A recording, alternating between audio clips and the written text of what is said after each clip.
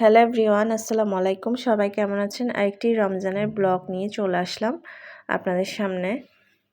তো রমজানে কি করলাম, ইফতারে কি রান্না করেছি, সেহের জন্য সব কিছু থাকছে আজকের ব্লগে। তো আমি এদিকে ডিম দিয়ে চিচিঙ্গা ভাজিটা করে নিচ্ছি। এটা আপনাদের ভাইয়ার বেশি পছন্দ। আর রমজানের দিনে এরকম ঠান্ডা ঠান্ডা তরকারি খেতে অবশ্যই ভালো লাগে, হালকা পাতলা আর কি।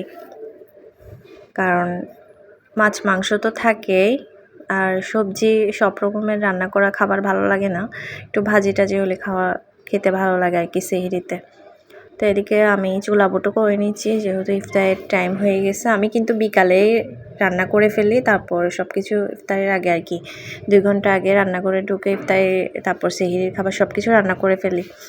কারণ আমার ইফতার পরে কেমন যেন রান্না করতে ইচ্ছা করে না, খুবই খারাপ লাগে, তখন টায়ার্ড লাগে। তো ওই নামাজ কালাম পড়ে জাস্ট ভাতটা রান্না করি আর কি। তো এদিকে আবার শুটকির তরকারিও রান্না করে নিচ্ছি। শুটকি দিয়ে সিম রান্না করে ফেলতেছে।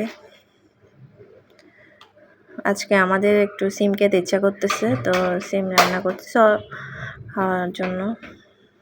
তো এদিকে আবার ইফতারের আইটেমগুলো রেডি করে নিচ্ছি। চিড়া করব দুধ দিয়ে, কলাটা কেটে নিচ্ছি আর কি।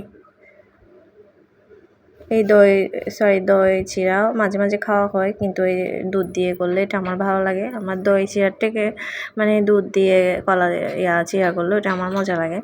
তো আপনাদের ভাইয়ার আবার দই দিয়ে ভালো লাগে, উনি দই দিয়ে খেতে পছন্দ করে। তো এই যে আমার দই চিড়াটাও আমি রেডি করে রাখতেছি।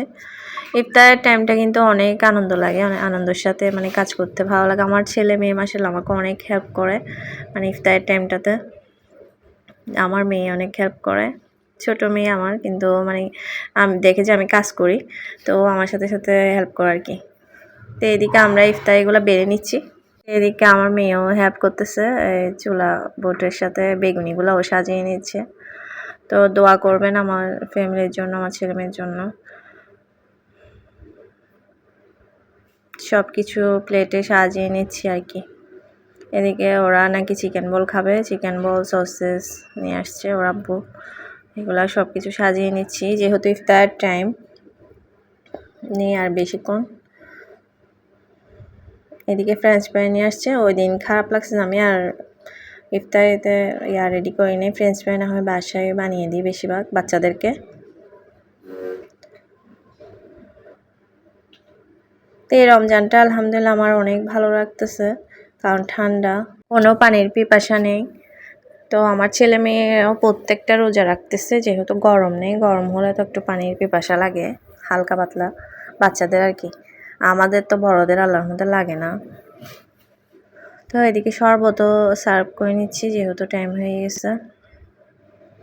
ইফতারের আগ মুহূর্ত অনেক ভালো লাগে, আমার অনেক আনন্দ লাগে, কেন জানি খুবই ভালো লাগে। প্রত্যেক ইফতার রেডি করে মানে অনেক ইফতার খাওয়ার সময় অনেক ভালো লাগে, আলহামদুলিল্লাহ একটা প্রশান্তি লাগে মানে মনের মধ্যে। আসলে এটা একমাত্র রোজাদাররাই বুঝবে এই আনন্দটা, এই প্রশান্তিটা। এদিকে সেহরির জন্য তরকারিগুলো বেড়ে নিয়ে নিলাম। গরুর মাংস দিয়ে আলু, তারপরে মুরগির মাংস রান্না করছে, আর আমাদের সবজি তো আছেই। তো আমার ব্লগটা এই পর্যন্তই। আপনারা সবাই ভালো থাকবেন, সুস্থ থাকবেন। আল্লাহ হাফেজ।